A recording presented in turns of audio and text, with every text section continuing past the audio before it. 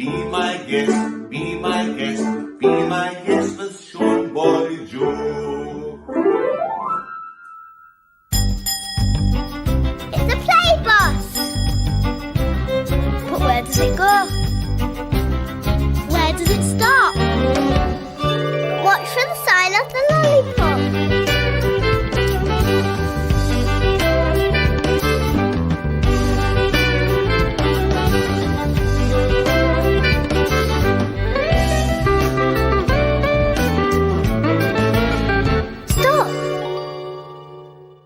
It's the podcast stop.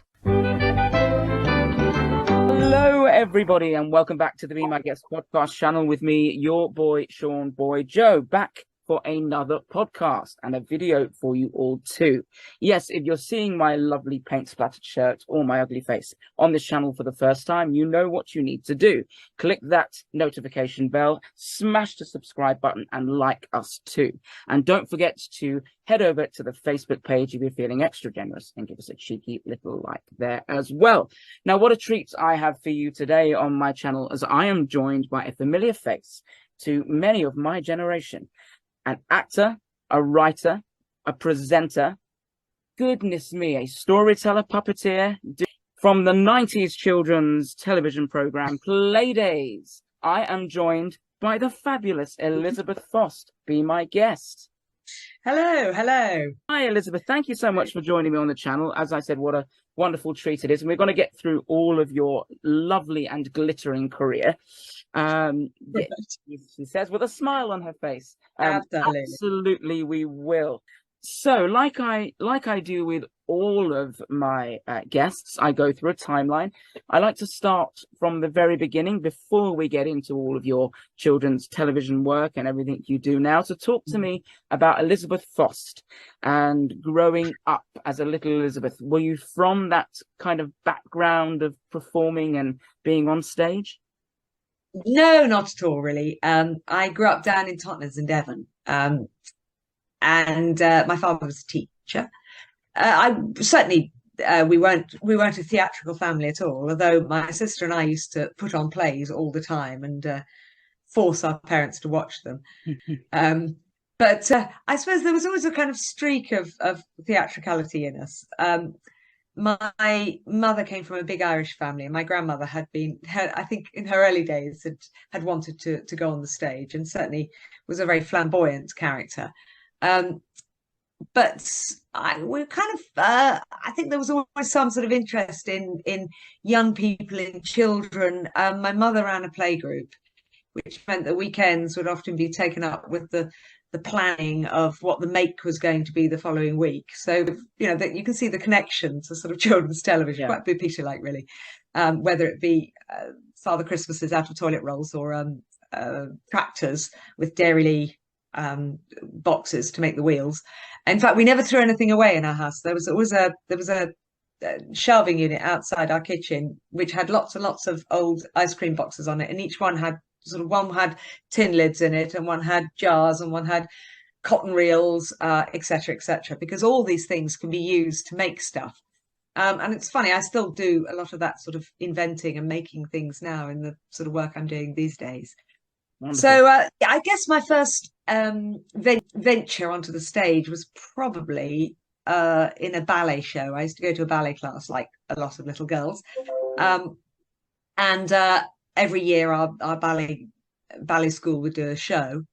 I was renowned for, I still do, when I'm concentrating, I often chew my tongue. And there was one particular show, I think probably one of the very first ones, where I was dressed as a snowflake in a white tutu, as were all the other girls, and we were sort of prancing around, but I was there like that, which got remarked upon. So yes, I guess I got involved with the amateur dramatics in Totnes. That came from my sister, my big sister, who it was in the junior chorus one year of the pantomime. I think I must have been about 5 or something. I would be too young to be involved with it.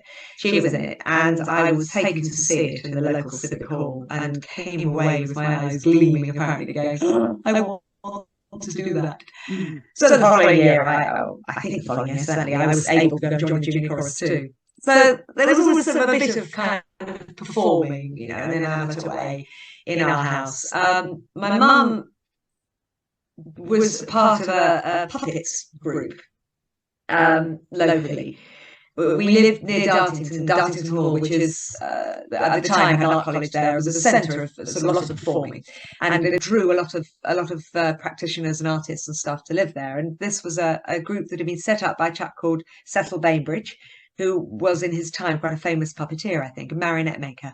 Anyway, he set up this puppetry group. So my mum started making puppet heads, and then the group would, I think they were all ladies, they would do shows, and sometimes my sister and I get called upon to do the voices. We'd do the soundtrack, all recorded on reel to reel, I think then, and then the puppets would be sort of manipulated to them. And then my dad actually picked up that and started doing running a puppetry club at his school where he taught, his secondary school.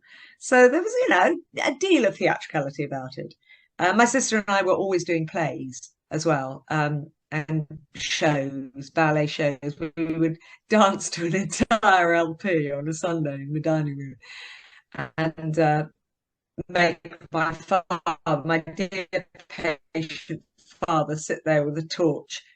We'd frolic around for a bit, and then we'd go and get them to come and be the audience, and they'd be behind the newspapers on a Sunday, and sort of say, "Go away and practice again." Well, we have practiced. So that's fabulous. So your background was, in a way, kind of in the puppetry and world of, the puppets and marionettes. Yeah, puppets, all that sort of thing, really. I was sort of open to it all, to all that sort of thing. And in fact, actually, my first job when I left drama school, many, many years later, was as a puppeteer. I worked for Norwich Puppet Theatre on their Christmas show, which was the Tinderbox. Beautiful, beautiful puppets. And at that time, whereas today it's more de rigueur these days that you see the puppeteer on the stage as well. For that particular show, we were all dressed in black, and we wore black hoods with sort of mesh over them, black gloves and all that sort of thing. So we were kind of quite ghostly. And there's pros and cons of both. It's quite hard to give of your best, and particularly vocally, if you've got a veil over your face. But at the same time, it does make the puppets really jump out from the for the audience. So yeah, it was that was a pretty fabulous show, and that was my first sort of venture into I suppose professional work. So talk to us about that transition then, from going onto the stage to progressing into the world of television. Well, the telly work, the Playdays, which was my first bit of TV work, it was, okay, came as a complete surprise. I mean, I'd never done any TV before. Right. I'd done a lot of children's theatre by that time. I suppose, there's much, much less of it around these days, but it was there was still quite a lot of theatre and education happening, as in TIE companies. Most rep theatres had theatre and education companies and that sort of thing attached to them at the time. There was much more money around for it, and much more interest, if only there was now. So I'd done a lot of children's theatre. I worked for a company called Lambeth Children's Theatre for quite a few years, going around all over the place. And I think I've always had a great affinity with children, with young children particularly, sort of toddlers to 10-year-olds, that kind of age. So I got into doing stuff for children quite early on, as well as other bits and pieces. And I was trying to get an agent, as you do. As you do. And I was sort of going around to various agencies and that sort of thing. And there was one, I can't remember how I persuaded her to see me. But anyway, I went to see her full of hope with my CV and my 10x8s and that sort of thing. And she sort of looked and sort of wasn't very impressed. And then she said, well, yeah, so no, I don't think I can do anything for you. But then she reached over and she said, but these people are looking for someone for some children's things. So why don't you give them a call? And it was Felgate Productions. Oh, yes. Cynthia Felgate. So I contacted them, and it was just very, very handy. It was exactly the right time when they were actually looking for someone. That's information I suppose I wouldn't have known if I hadn't got it from an agent. Right, yeah. And so I was called in for an audition to play a character called Dot, I think. Oh yes, from The the Dot Stop. Stop, as Yeah. it was then. Yeah. So I was called in to audition for it. I was sort of like, terrified. I didn't get the job, but I was delighted to have got the audition. But I think I must have gone on some sort of Cynthia Felgate approved list or something like that, because quite a few years later, I got a call out of the blue from a producer saying they were, would I like to audition for the Playground Stop? So I think my contact details had obviously stayed on a thing. This time, when I auditioned a second time, it wasn't with Cynthia Felgate, but I think she was still heading up the company at the time. So yeah, I just kind of went along, and I think what they were interested in was, because I'd done a lot of work with children, real live children, as it were. I think by that time I'd started doing workshops and things, and a bit of circus skills and all that kind of stuff. Dave had been doing the Playground Stop for quite a while, but they wanted to sort of expand it, and I think to get me in to sort of do a bit more of the work with the kids. Right, okay. And to sort of split it up a bit as well. But Dave's career really was on the ascent then. So, maybe he didn't have time to do it all. I don't know. Right, yeah. But anyway, so I auditioned, and I got the job, which I was amazed at, really. That particular segment, or that particular episode, just for the one person that doesn't know the sort of premise that we're talking about, it's very different to the other segments that happened within the Playdays series. So just talk to us a little bit about the premise of Playdays and how it came about. Okay, well, Playdays had, I think, 5 different stops. Right, was the idea. Each day they had a different focus, and so different presenters, different storylines, but always the same sort of characters each day. I can't remember the order. As I say, there was originally one called the Dot Stop, and that was a character who didn't actually speak. I don't think she was a sort of mime character who did things. The Playground Stop, which I did, was a Tuesday, and that was a sort of make and do stop slot, a bit sort of like Blue Peter for younger kids, where we would go out on location and explore things. We would often have a make. So there were certain regular things that would come up on our stop. There were stories, but they tend to be stories that were read. It wasn't that they were acting out as part of a story. Whereas I think the roundabout stop, which was the end of the week, Fridays, I think that was much more story based, although I'm not completely sure. They would reenact stories, yes, I think. Yeah, exactly. Although I think there was the Y-Bird stop as well. I can't remember what day it was, where Y would go out and explore things. Right. Yeah, Ellie Darvel as Y-Bird. So yes, I love the idea that each day there was something different, but it was very regular. You knew what you were getting on each particular day. Absolutely. It was like a routine there, and it became very familiar to children, which is probably why it was so successful, because it was very different, as each episode was different within itself. Yeah, absolutely. And for us, as I say, yes, we worked with live children, but we would sometimes be in the studio. Sometimes there would always be a theme, and sometimes be in the studio. Sometimes we'd be in a school somewhere on location. But there would always be, we had Lizzie, the dancing puppet. Come on, everybody, let's move to the music. She would always make an appearance every episode. I never saw her, or I think I saw her once in the studio. I think on a Christmas special, Lizzie was there, but the rest of the time they were filmed somewhere else. So people say, what was it like working with Lizzie? And I sort of go, well, didn't really meet. Oh, I see. So all of that looking to Lizzie, looking back, you're thinking, I'm actually looking into thin air. There's no one there. Oh, yeah. Oh, yes. Yeah, sorry if I'm shattering any illusion. It happens on this channel. I get it all the time from people. Now you've just revealed this secret. And I watch it back. Oh, yes. Hello, Lizzie. Yeah, so lots of catapulting stars started out on that program. And I guess, like yourself, a great education for people to start out in kids' telly. Yeah, oh, absolutely. Yes, it was. And I found it incredibly terrifying. Did you really? Because, well, I'd only ever done stage, only ever done stage work, so I really didn't know quite I'd never been in a TV studio, and we didn't really. I mean, we did rehearse, but we rehearsed sort of kind of very in telly. There isn't that sort of huge in-depth rehearsal period No, that you right. get with theatre.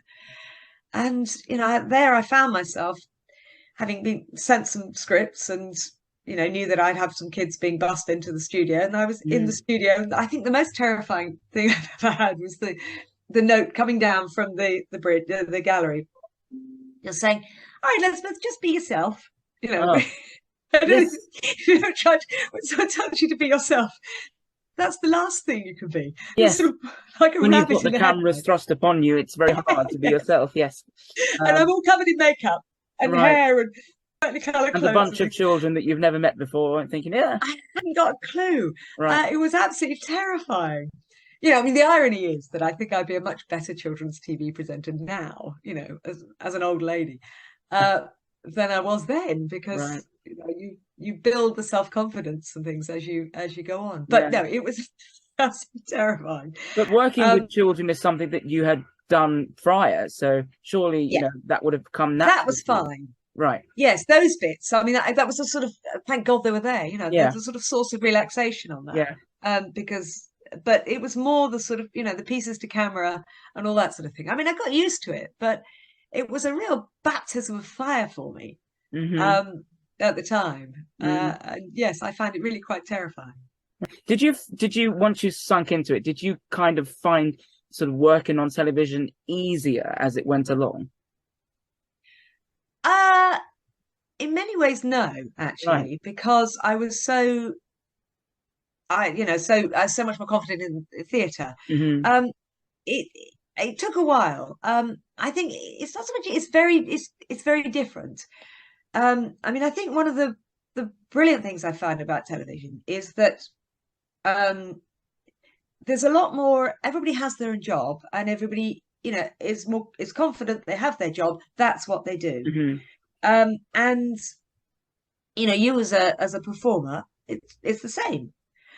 But when you come from theatre, you're rehearsing stuff. You're used to the reassurance. You're used to the director saying, "Oh no, can we do that bit again?" And this time, sort of giving you direction thing. Whereas in television, particularly presenting, you're sort of much more left to your own devices. The notes you get are much more technical notes about where you're holding things and camera angles and that sort of stuff, rather than the sort of what you're doing in depth. I mean, obviously, if things are wrong, then you'll be told. But I like the fact that it's sort of left. It's accepted that that's your job and that's what you do. But it took me quite a long time to get used to it.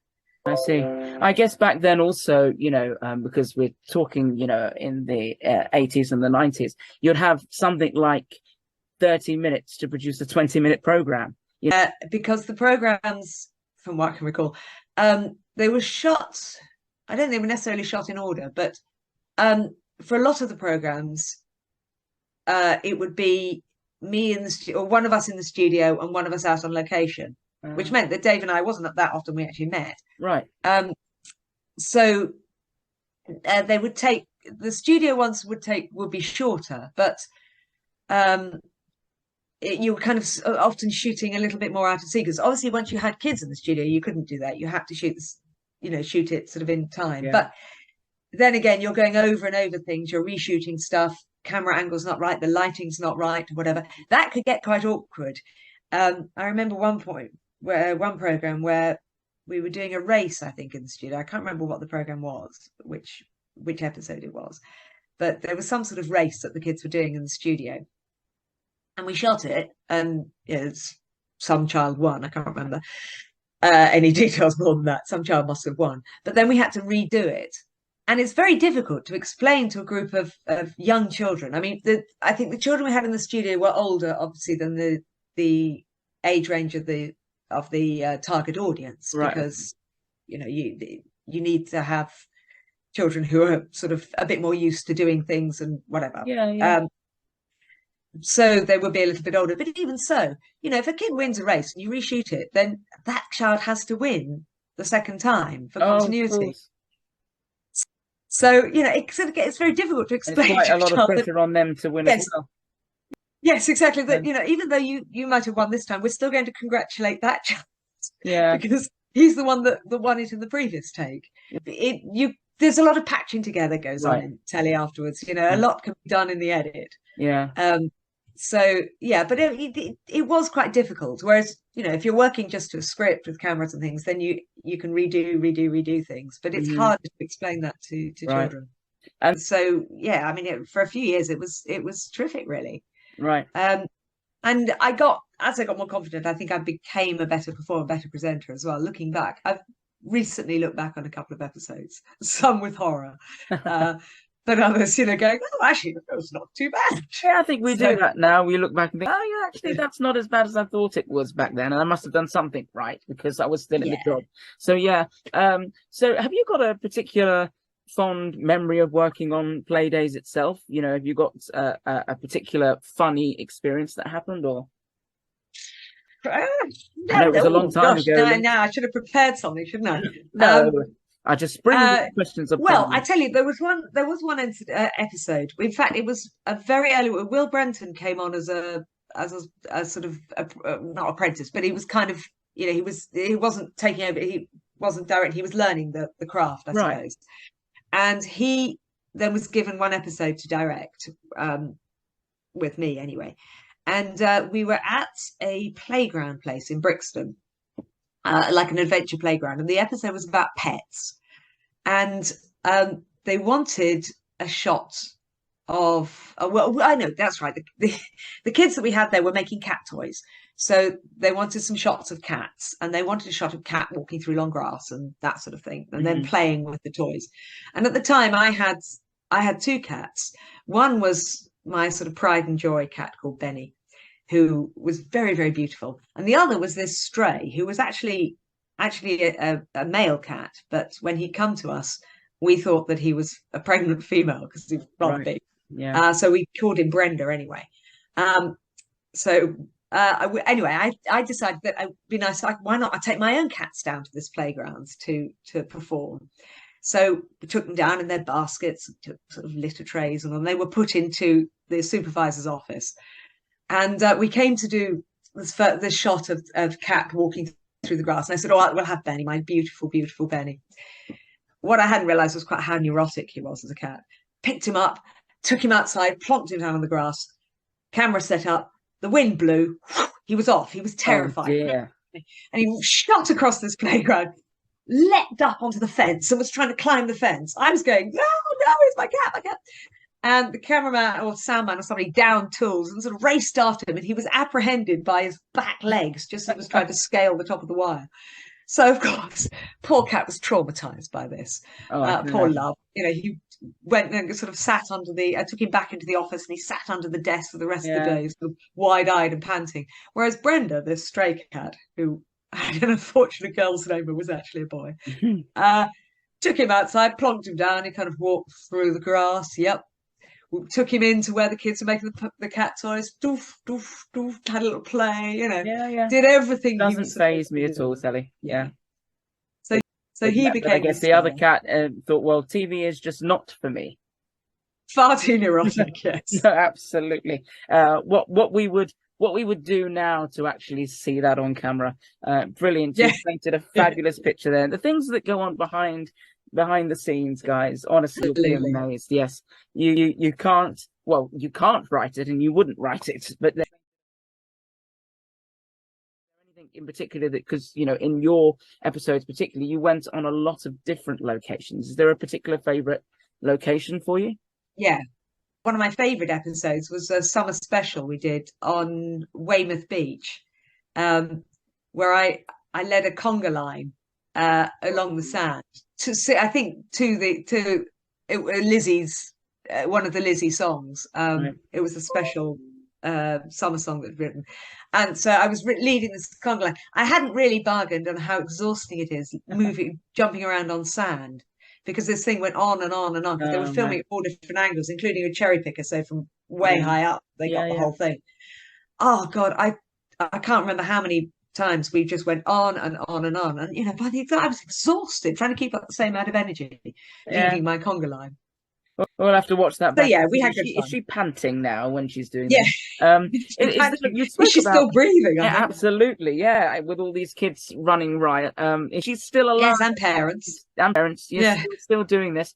So, oh, we did Warwick Castle as well. There was a lovely Christmas special we did from Warwick Castle. That was good fun. And we also did, speaking of seasides, we did Butlins in Skegness. Oh wow.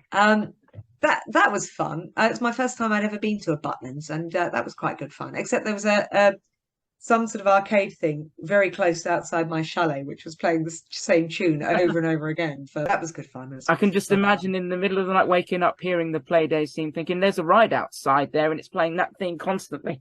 Yes, you just This imagine. is sort of like That's it. Just can't get away from it. Yeah, brilliant. Well, that's lovely. And it's nice to see you speak so fondly of your time, and I'm sure you'll do it again. But now, children's television, as you rightly said in our pre-chat, has kind of moved along now.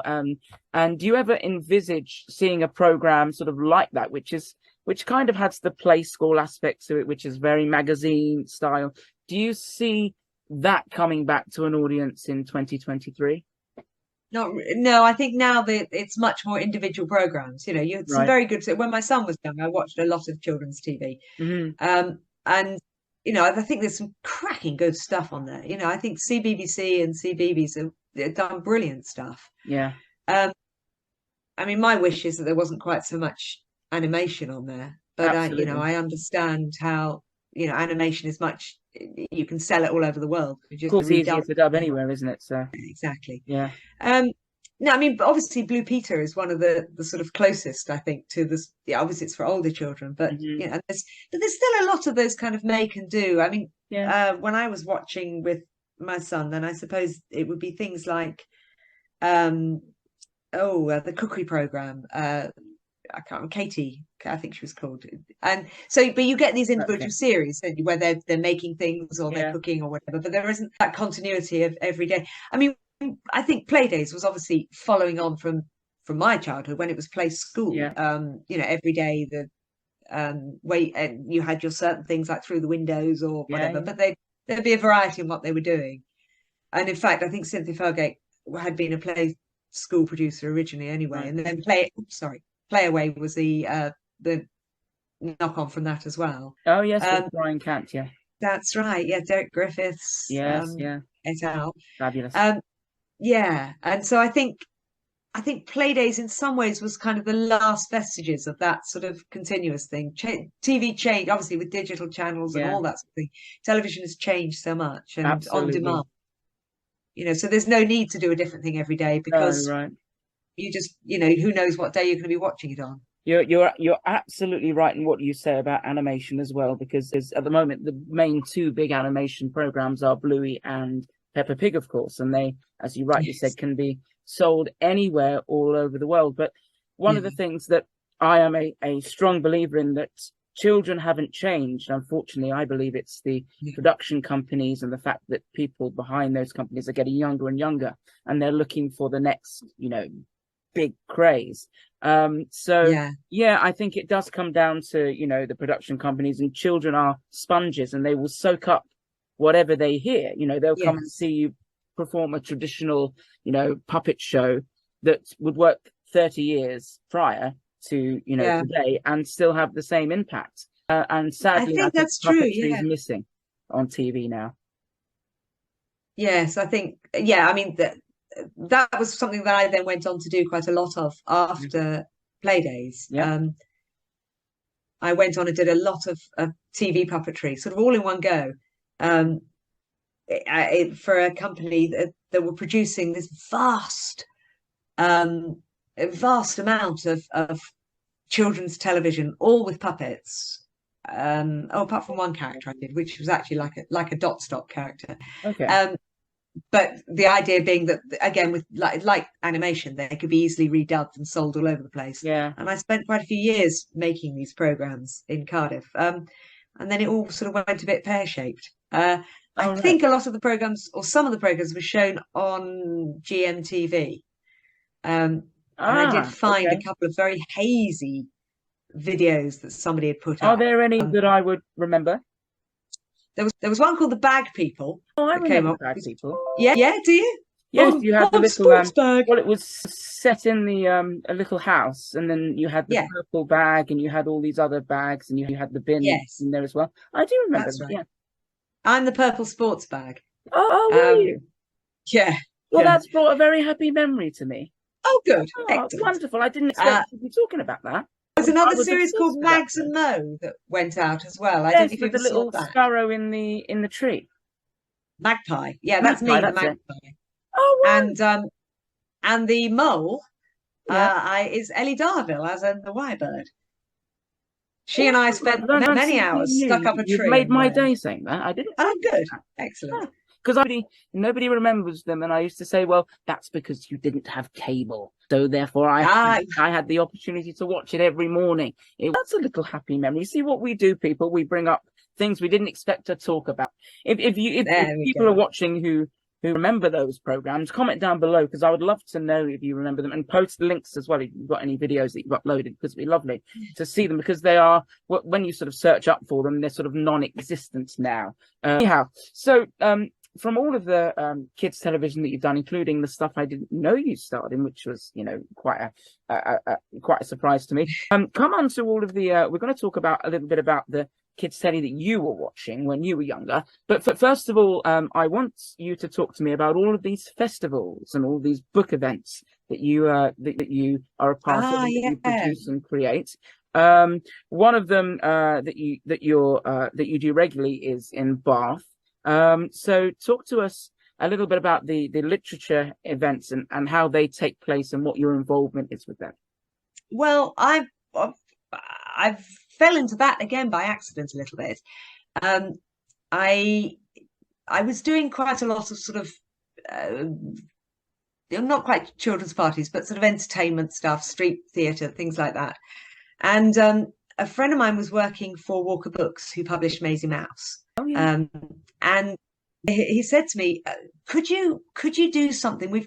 They got a big costume, one of those big costumes that you see moving around. And he said, we've got the costume, but we need to do something. The costume can't speak, and we want to do an event at a book festival. It was Cheltenham Book Festival. So I went, yeah, okay. So I took the book, and there's not much in the way of story, or there wasn't at that time. I think it was Maisie on the farm, and Right. Anyway, so I made a little story out of it that I sort of narrated, and I had the kids with me, or some still sitting down, but others came with me. We kind of acted out bits of it, and then at the end of the event, Maisie, the big character, came on, and everyone hugged her, and that was sort of it, really. But it sort of worked quite well, and from that, it's sort of that part of my life has ballooned a little bit.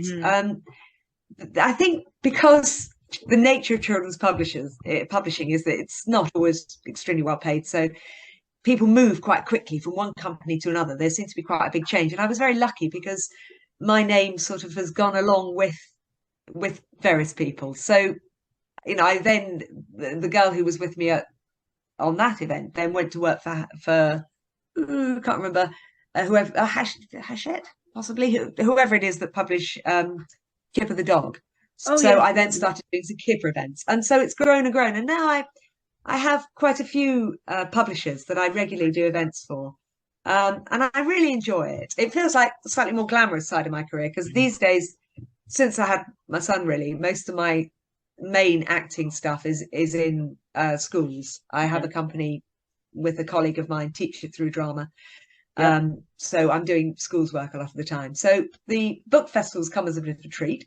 And I really enjoy it. I take usually picture books and I make a story out of them, or I find ways of extending the story, if you like, to try and make them interactive. So lots of places where the kids can join in.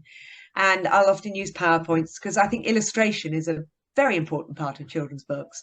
So we have the illustrations up on the site as well. And then if there's a character, that can come on at the end too. And I invent sort of other activities. We play games, but all sort of related themes to whatever book it is I'm doing. So I enjoy that very much indeed. And I mean, obviously, pandemic wise, the festivals all disappeared overnight, but they're beginning to come back now. And I've got quite a few bits and pieces I'm doing this year. In fact, I've been working on it today. I've been working on Poppy and Sam, Farmyard Tales. Brilliant. Oh, there it is. Yep, there we go. I'm also working on a new book by Rachel Bright and Jim Field called The Gecko and the Echo. Right. I'm doing some stuff on When Hitler Stole Pink Rabbit. So for slightly older kids. So I really enjoy that because it's sort of, if you like, it goes back to the kind of helping my mother prepare things for playgroup side of me. So just try and invent things. Yeah, inventing activities and things. Yeah. What's your favorite book to share or favorite character? Because you've worked with, as you said, loads of characters. Masie Mouse. You've worked on Paddington Bear, and you've done the Gruffalo. You've done loads of characters. What's your favorite? I think it's always Masie Mouse. I love Masie.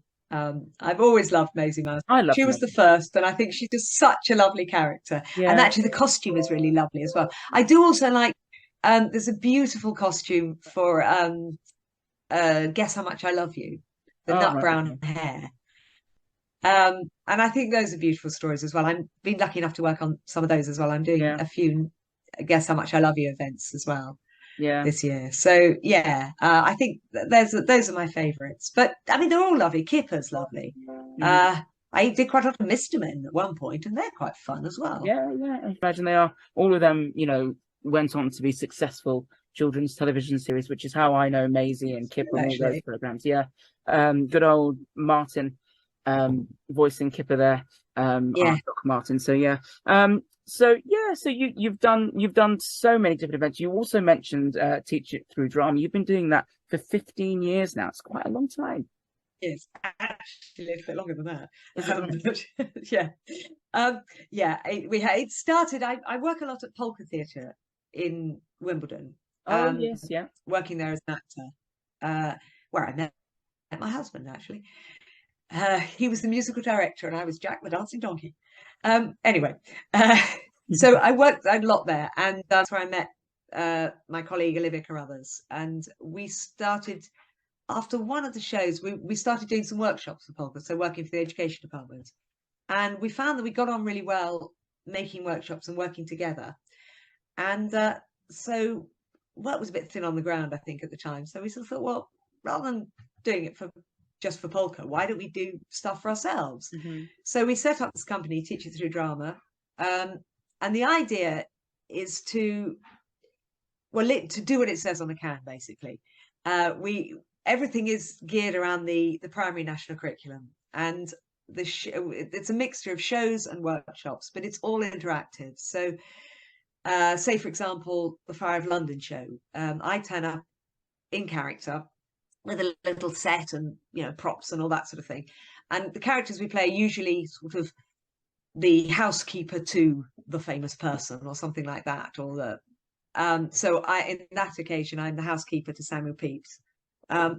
And it's a year after the fire, but we cast the audience as new recruits to come and work as servants in the new houses that are being built after the fire. So we think it's important they understand about the story. So then I use various members of the audience to put a wig on to play Samuel Pepys or whatever.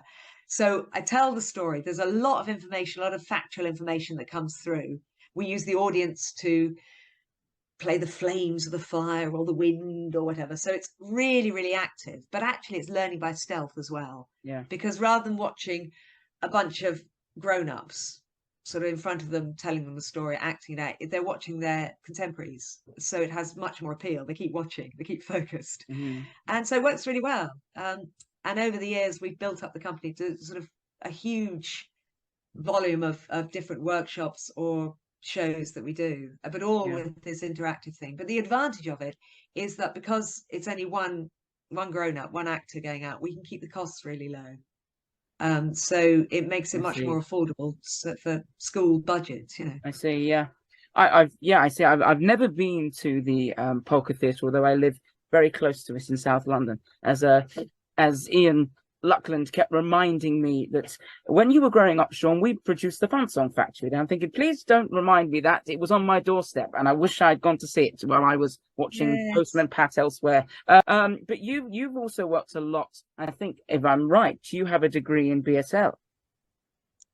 Yes. Well, I did. I got up to, I think, my level 2, and so I did quite a lot of BSL thing. Yeah, that came out of after I'd done my degree at Middlesex. I was at Middlesex Poly, as it was then, and I worked with a deaf actor there called Jenny Seeley, who is now the director of Grey Eye Theatre, and did some direction. And I mean, she lip reads marvelously, but I started learning a bit of signing, working with her, and I found I was really interested in it. So, and of course, with Playdays, I'd done Makaton. Yeah.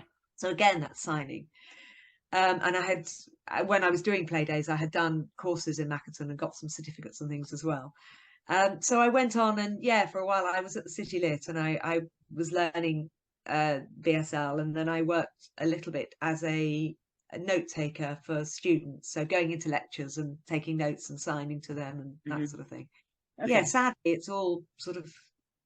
I don't these days. I can't remember anything, you know. Oh right, But, yes, it's something I'd like to go back to one day. But yeah, well, absolutely, because it's a very special thing to be able to learn and to be able to do. It's very helpful to a lot of people. Yeah, oh, absolutely. Yeah. Yes. Yeah. So yeah, well, fabulous. So yeah, we've spoken a little bit about the kids' television that you've been involved with and all of the theatre stuff. Going into a little bit of adult territory, tell me who you played in Doctor Who. Ah, yes, Freddie Huey's out there. Yeah, that came out of the blue as well. Yes, that was a very exciting thing to be working on, because Doctor Who was coming back and no one was sure it was going to work, so we had to be terribly secretive about it. Yes, well, I started off as an auton, and I played several autons, different autons, chiefly the brides, for any fans of Doctor Who. Yeah. I can't remember which one I am in the lineup in the dress shop. I'm not the one who actually breaks the glass, because they had to have an official stunt person for that. But yes, I'm encased in plastic. There were, I think, 5 of us originally who were the kind of core team members. And so all the auton masks and everything were all built on our faces. We had to go to, it's fascinating, go to the makers' studios, and we had you have bits of straw stuck up your nose, and then they cover your face with Modrock to take the mold from. And in fact, my entire body as well, because we then were shop window dummies. And I did have my entire body molded in plastic. And I'm actually, in some of the shots, I am in this sort of bodysuit. But they realised that there was a problem with, because, as humans, we bend. There was sort of puckering as I moved my shoulder, the whole thing puckered.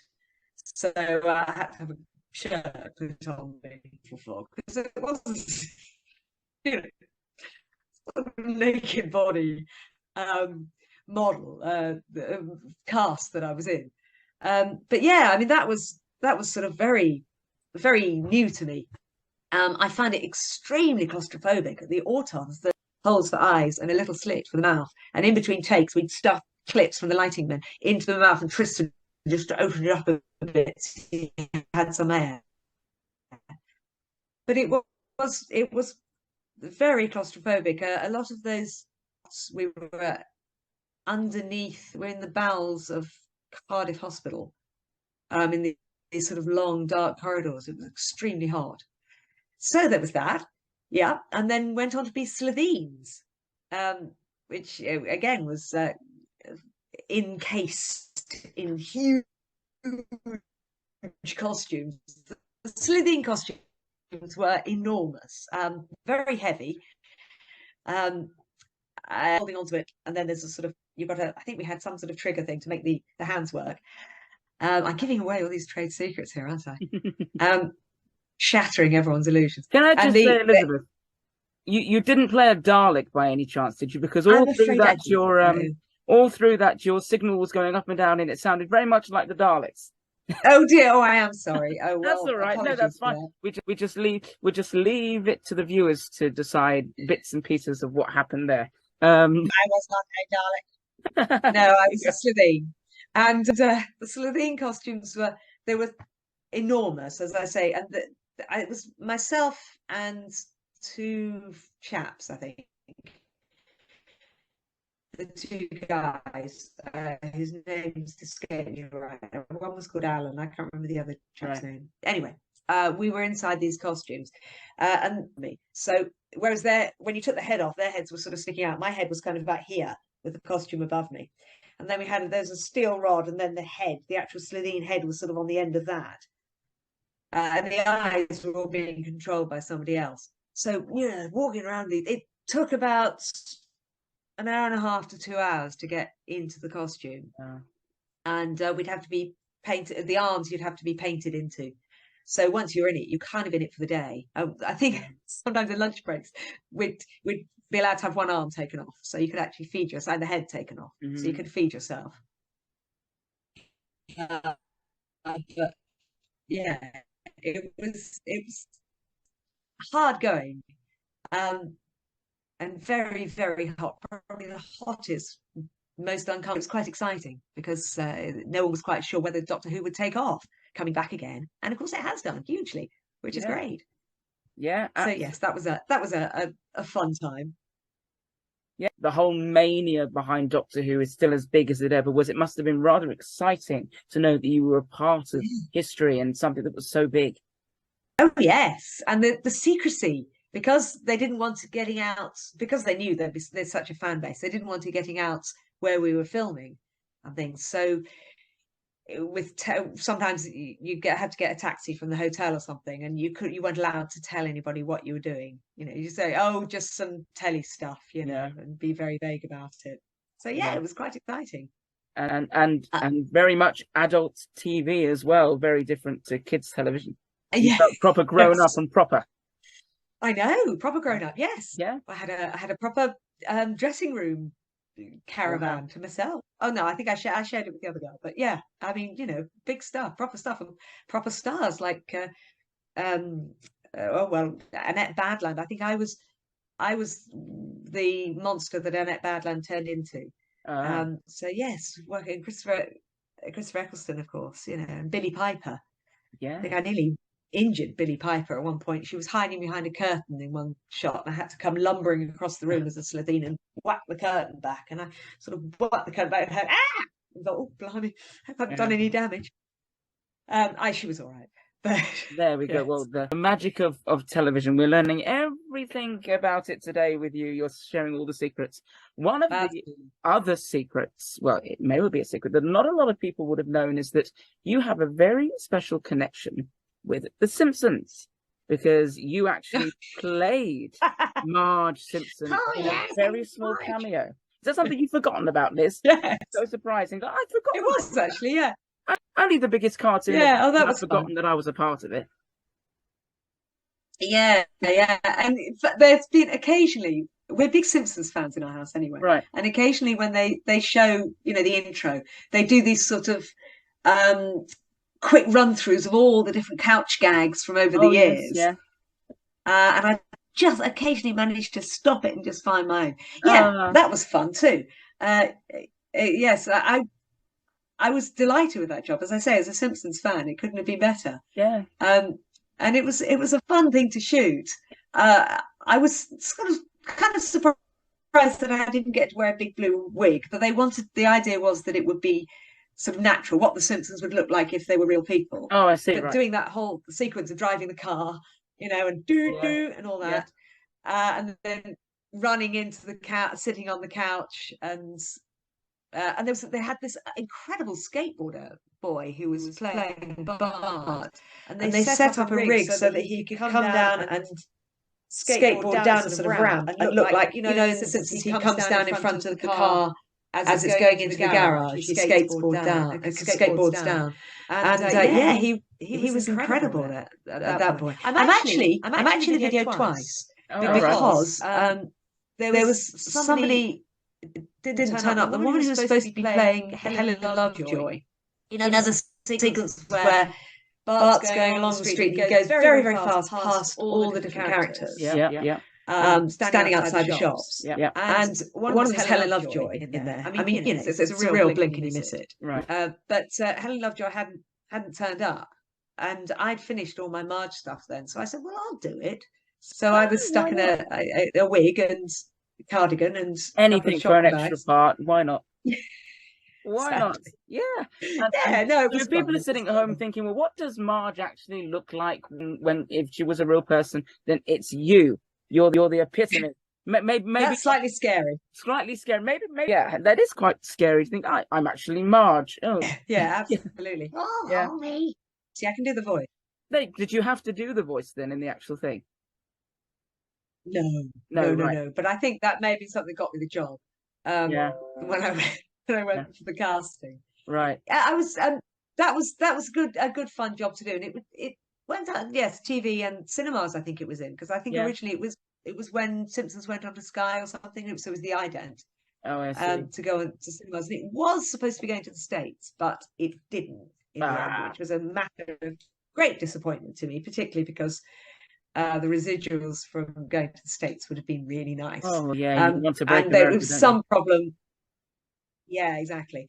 There was some problem I think with the rights of the stunt man or something like that. I can't Right. quite remember, but in the end they just went, oh no, never mind. But hey ho, that's the way it goes in our business. Absolutely. Well, we're very pleased that we managed to get you over here. You are the British Marge. It was a British Marge. If they ever decide to make a British version or do it on the stage, then we know who to come to, and you can still do the Absolutely. voice as Yeah. well. So yeah, wonderful. It always helps if you can still play the character. So we've Yeah. spoken about The Simpsons, and you said The Simpsons was a big hit in your house, and I'm sure it still is. But as a wee little Ellis, what were you watching when you were a child? Take us through a little nostalgic trip into your household when you were younger. Oh, well, I am very old, of course, now. So Yes, I don't believe you it. probably won't know a lot of these. So, we were very much a Blue Peter household. Yeah. I think at the time in the 70s there was Magpie on ITV, Yeah. which was a kind of rival to Blue Peter. And Right. I think my parents considered Magpie to be a little too racy, really. They had many more pop singers and things on it than good old Right. Yeah. Val, John, and Pete. So we were very much a Blue Peter family. I mean, I used to love things like Play Away, and they used to going right back, the Watch with Mother programs. Yeah. Mary Remember Mungo them. and Me was a great favourite of mine. Yeah. The little girl who lived in the top of the block of flats with the dog and the mouse. Mary Mungo. Um, Yeah. Mary Mungo and Me.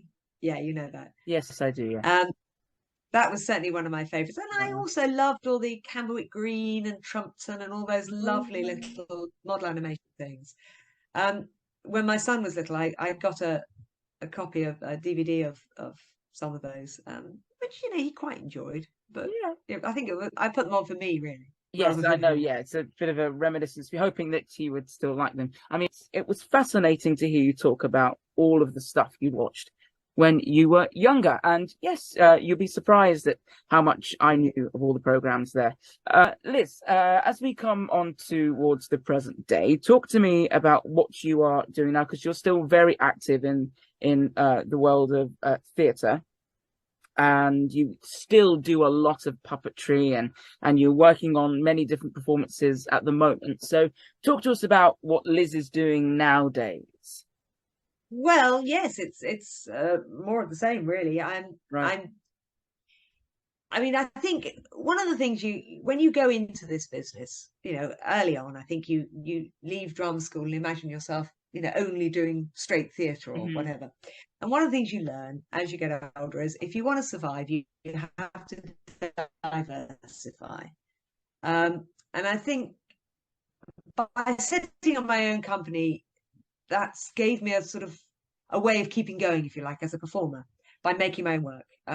It's cut me out of being free and able to do other things, but it's worked for me. So I'm still going around the schools, doing shows, still writing new ones and new workshops and that sort of thing. We get requests for things, so I do them. And this summer, as I say, I've got quite a lot of book work. Thank goodness, post-pandemic, the book festivals have all come back. Yeah. So that's fun to be working on those. I've also been doing quite a lot of work for Polka. I was running a shadow puppet masterclass there over the Easter holidays. So I have a sort of what one might call a portfolio career. That's sort of a bit here and a bit there. I'm doing Mhm. some summer schools coming up, some for a company called Savvy Theatre, which is a sort of integrated disability organisation, and also some summer schools for polka. So yeah, life is never really dull. There's always something that I've got to get on. I'm also working on after spending many years of publicizing other people's children's books, I've now started working on some of my own, Oh, fabulous. which that's it's a bit of a long shot. It's the A long long journey time of trying to coming get as well, published and yeah. stuff. But so there's that sort of thing going on too. So yes, life isn't. I mean, the last few years with the pandemic have been a tremendous struggle, particularly for someone whose core business is working in schools. Yeah. So schools shutting down. That was that. I've learnt to use video and put a lot of stuff online I think we all have. and do sort of online storytelling and things. But We've all had to adapt. yeah, I mean, just business as usual, really. There you go. Business is still open for Elizabeth Fost, and it won't be shutting anytime soon.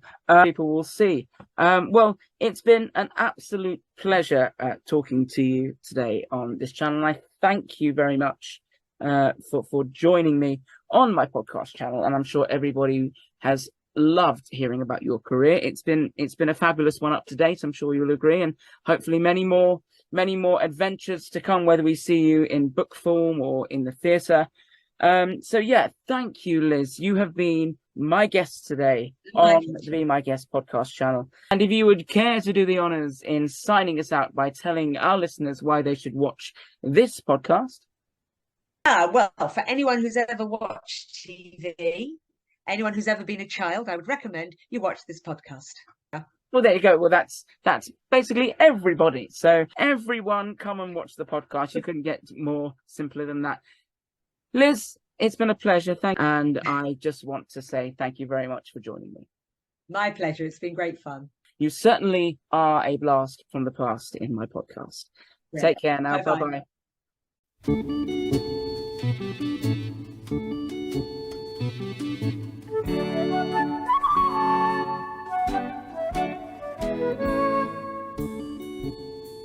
Bye-bye.